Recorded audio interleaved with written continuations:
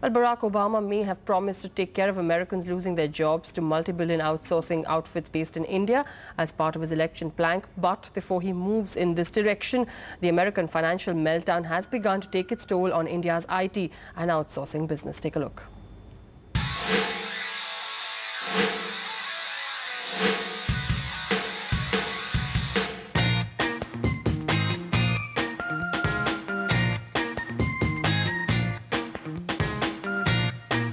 Till a year back, this symbolized a resurgent India. Growth rates that were unheard of, audaciously snatching American jobs and providing critical back-end support to America's booming financial sector. Now the collapse of this sector has set the clock right back, though IT and outsourcing companies aren't saying anything yet. NASSCOM, the apex body, has already scaled down the growth target this year from a projected 30% to 21%.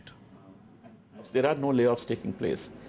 What companies are doing is they're, as part of their performance management, right, are looking at certain areas of performance of people who did not reach that performance level expected.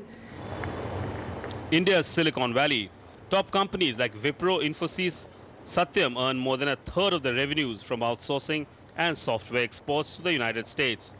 But now, most IT majors have shelved expansion plans, postponed recruitments, some have even reported layoffs. All the industries which is directly with IT, related to IT, has come down.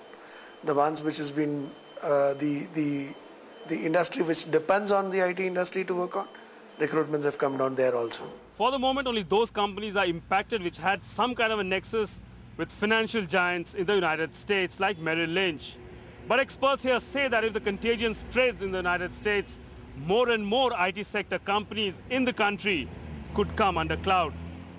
Of course, the outlook is not entirely bleak. The cheaper dollar keeps India globally competitive. Some experts say the current crisis will result in cost cutting, and that will mean more business as labor is cheap in India. But they all agree that the full impact of American meltdown is yet to be felt. With Rathi Ramadas in New Delhi, Sandeep Bhushan for NDTV. Well, that's all from me in this edition, but coming up next is Tea Toast and Sports with my colleague Farnaz Dastur.